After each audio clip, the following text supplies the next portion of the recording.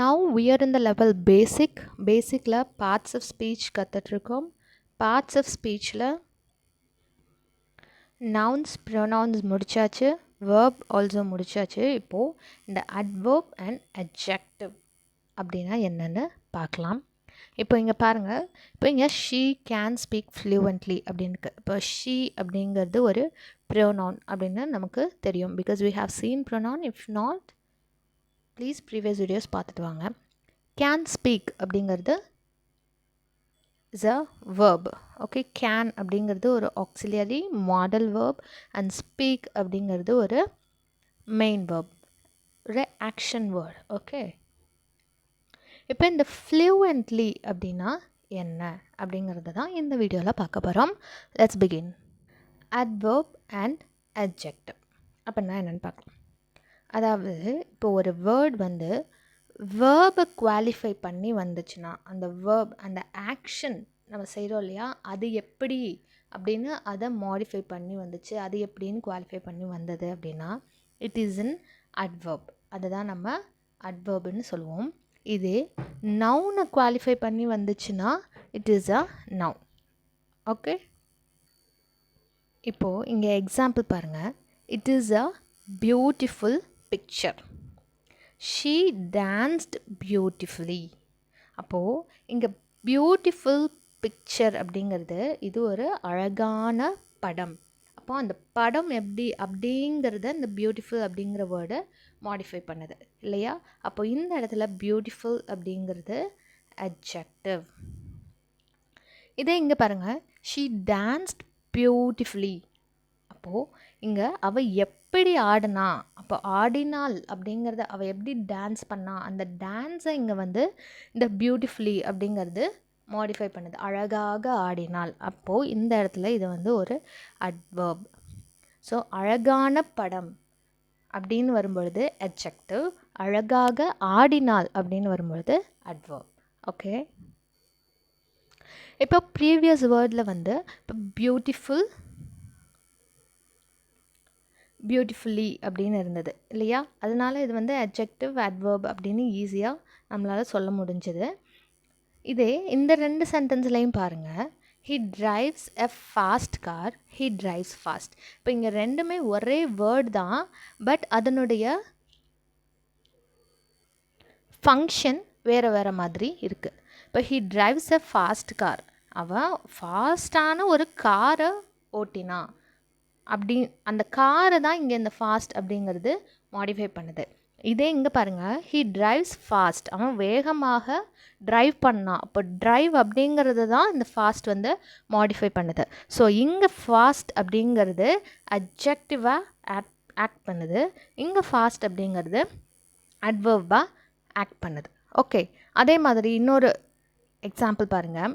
This is a heart task. அப்போ task தான் heart அப்படின்னு இந்த வேர்டு ஹார்ட் டிஃபைன் பண்ணுது. She works hard. அப்போ இங்கே ஹார்ட் அப்படிங்கிறது அவள் எப்படி ஒர்க் பண்ணால் ரொம்ப ஹார்டாக கடினமாக உழைத்தாள் அப்படிங்கிறத, வேலை பார்த்தா அப்படிங்கிறத மீன் பண்ணுது. ஓகே, ஸோ ஹியர் ஹார்ட் அப்படிங்கிறது ஒரு அட்ஜெக்டிவாக ஆக்ட் ஆகுது, இங்கே ஹார்ட் அப்படிங்கிறது ஒரு அட்வர்பாக ஆக்ட் ஆகுது. இப்போது ரொம்ப ப்ரிசைஸாக அட்ஜெக்டிவ்னா என்ன, அட்வர்ப்னா என்ன அப்படிங்கிறத பார்த்துடலாம். அட்ஜெக்டிவ்னா என்ன பண்ணும் அப்படின்னா மாடிஃபைஸ் நவுன்ஸ் அண்ட் ப்ரொனவுன்ஸ். நவுன்ஸையோ ப்ரொனவுன்ஸையோ தான் அது வந்து மாடிஃபை பண்ணி வரும், வேறு எதையும் மாற்றாது. Okay, answer the questions what kind of or how many எத்தனை, எந்த மாதிரி, அந்த மாதிரி வந்தால் மட்டும்தான், அந்த கொஸ்டின்ஸ்க்கு ஆன்சர் பண்ணால் மட்டும்தான் அது அட்ஜெக்டிவ். இப்போ இங்கே எக்ஸாம்பிள் பாருங்கள், she is a good person அப்படின்னு இருக்குது. அப்போ நம்ம அதை எப்படி கொஸ்டின் பண்ணலாம், what kind of person is she. Okay, அப்போ she is a good person. அப்போ குட் அப்படிங்கிறது இங்கே அட்ஜெக்டிவ், எப்படிப்பட்ட பர்சன் அவ. அப்போ குட் அப்படிங்கிறது ஆப்வியஸாக இங்கே அட்ஜெக்டிவ் தான், அந்த பர்சனை டிஃபைன் பண்ணி வருது. Okay, how many books are there are 10 books. அப்போது எத்தனை புக்ஸ் இருக்குது அப்படின்னு தான் வருது. ஸோ ஹியர் 10 அப்படிங்கிறது வந்து ஒரு அட்ஜெக்டிவ். ஸோ ஹவு மெனி, அப்புறம் கலர்ஸ், இதெல்லாமே வந்து அட்ஜெக்டிவ்ஸில் தான் வரும். இப்போ ப்ளூ ஸ்கை அப்படின்னா அந்த ஸ்கை எப்படி இருக்கோ அதை தான் வந்து இதை மீன் பண்ணுது. ஸோ ப்ளூ அப்படிங்கிறது ஆப்வியஸாக அட்ஜெக்டிவ். ஸோ கலர்ஸ், நம்பர்ஸ் இதெல்லாமே அட்ஜெக்டிவ்ஸ் தான், கீப் இன் மைண்ட். இப்போது adjective வந்து modifies noun and pronouns அப்படின்னு பார்த்தோம். nouns or pronouns அப்படின்னு பார்த்தோம். இங்கே adverb வந்து என்ன பண்ணுன்னா modifies verbs, adjectives or adverbs. modifies verbsனா she danced beautifully. அப்போது இங்கே beautifully அப்படிங்கிறது இந்த டான்ஸ் வேர்பை மாடிஃபை பண்ணி வருது. அப்போது மாடிஃபைஸ் வேர்ப்ஸ். ஓகே, அதே மாதிரி அட்ஜெக்டிவ்ஸையும் மாடிஃபை பண்ணி வரும். இப்போ இந்த சென்டென்ஸ் பாருங்கள், ரீட்டா இஸ் வெரி காம். இப்போ காம் அப்படிங்கிறது அமைதியாக இருக்கிறா அப்படிங்கிறது ஒரு அட்ஜெக்டிவ், அதை மாடிஃபை பண்ணி வரும். வெரி அப்படிங்கிறது ஒரு அட்வர்ப். ஓகே, அப்போது எவ்வளோ காமாக இருக்கிறா அப்படிங்கிறத மாடிஃபை பண்ணி வருது. அதே மாதிரி வேறு அட்வர்ப்ஸையும் மாடிஃபை பண்ணி வரும் ஒரு அட்வர்ப். அப்போது அருண் ஸ்பீக்ஸ் ட்ரூலி ஆங்க்ரிலி. இப்போது கோவமாக பேசினா, உண்மையாகவே கோவமாக பேசினா அப்படிங்கிறத ஆங்க்ரிலி அப்படிங்கிறது ஒரு அட்வர்ப். அந்த அட்வர்பையும் இன்னும் மாடிஃபை பண்ணி வருது இன்னொரு அட்வர்ப். ஸோ அட்வர்ப் அப்படிங்கிறது வேர்பையும் மாடிஃபை பண்ணி வரும், அட்ஜெக்டிவையும் மாடிஃபை பண்ணி வரும், அட்வர்பையும் மாடிஃபை பண்ணி வரும். நெக்ஸ்ட் பாருங்கள், what kind of, how many அப்படிங்கிற கொஸ்டினை ஆன்சர் பண்ணி வந்துச்சுன்னா அது அட்ஜெக்டிவ். இப்போ இங்கே பாருங்கள், answer the questions how, where or when. இப்போ how is she okay, now wait. இப்போ how is she அப்படின்னு வருது. she is beautiful. அப்போ இந்த இடத்துல பியூட்டிஃபுல்லுங்கிறது அட்ஜெக்டிவா அட்வர்பா அப்படிங்கிற ஒரு கொஸ்டின் உங்கள் எல்லாத்துக்குமே வந்திருக்கலாம். If you really understood what is mean by adjective and adverb. Because ஹவ்னு வந்தால் அட்வர்புன்னு தானே சொல்கிறோம், ஆனால் பியூட்டிஃபுல்ங்கிறது ஒரு அட்ஜெக்டிவ் தானே அப்படின்னு உங்களுக்கு கொஸ்டின் வந்ததுன்னா, இப்போ பியூட்டிஃபுல் அப்படிங்கிறது இந்த ஷீயை தான் மீன் பண்ணி வருது. It is not describing the actions she does. Okay, so beautiful அப்படிங்கிறது ஷீயை தான் மீன் பண்ணுது. அப்போது பியூட்டிஃபுல்ங்கிறது இங்கே அட்ஜெக்டிவ் தான்.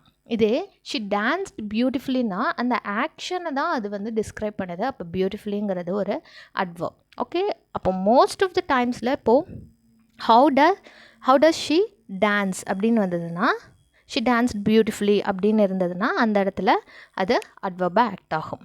அப்போ ஹவு, அப்புறம் வென் அப்படின்னா அட்வர்ப் ஆஃப் டைம் அப்படின்னு சொல்லுவோம், வேர் அப்படின்னா அட்வர்ப் ஆஃப் பிளேஸ் அப்படின்னு சொல்லுவோம். ஆல்ரெடி நம்ம நவுன்ஸ் கிளாஸ்லேயே பார்த்துப்போம், pronouns கிளாஸ்லேயே. I'll explain to you now.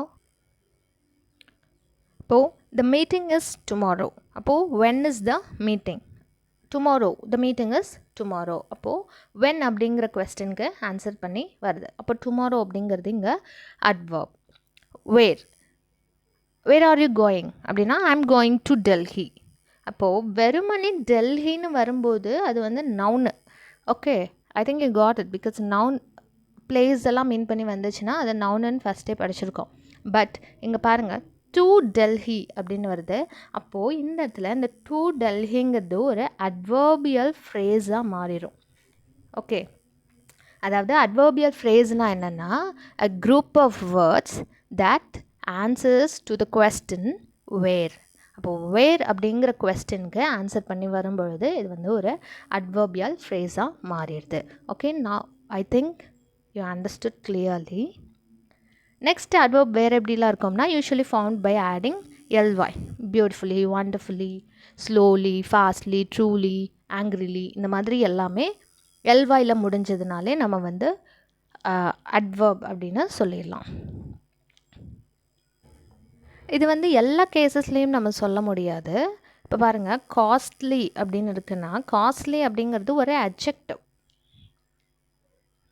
It is a costly picture அப்படின்னா அது வந்து பிக்சரை டிஃபைன் பண்ணி வருது. அப்போது அது வந்து ஒரு அட்ஜெக்டிவ் தான். ஸோ எல்வையில் முடிஞ்சிருக்கு, இது வந்து ஒரு அட்வர்ப் தான் அப்படின்னு நம்ம நினைக்கக்கூடாது. சில எக்ஸப்ஷனல் கேசஸும் இருக்குது. ஓகே, ஸோ நீங்கள் என்ன பார்க்கணும் அப்படின்னா, ஒரு சென்டென்ஸில் அது வேர்பை டிஃபைன் பண்ணி வருதா, வேர்பை மாடிஃபை பண்ணி வருதா, நவுனை மாடிஃபை பண்ணி வருதான்னு பார்த்து நம்ம போடணும். That is all about adjectives and adverbs. இது மட்டும் நீங்கள் தெரிஞ்சுக்கிட்டாலே போதும். இப்போ இங்கே ஒரு 5 சென்டென்சஸ் கொடுத்துருக்கேன். இந்த சென்டென்ஸில் எது adjective எது adverbன்னு மட்டும் உங்களால் கண்டுபிடிக்க முடியுதான்னு பாருங்கள். அப்படி கண்டுபிடிக்க முடிஞ்சதுன்னா please comment your answers so that I will know that I am taking the classes clearly. Okay, and if not, tomorrow classல இதனுடைய answers பார்க்கலாம்.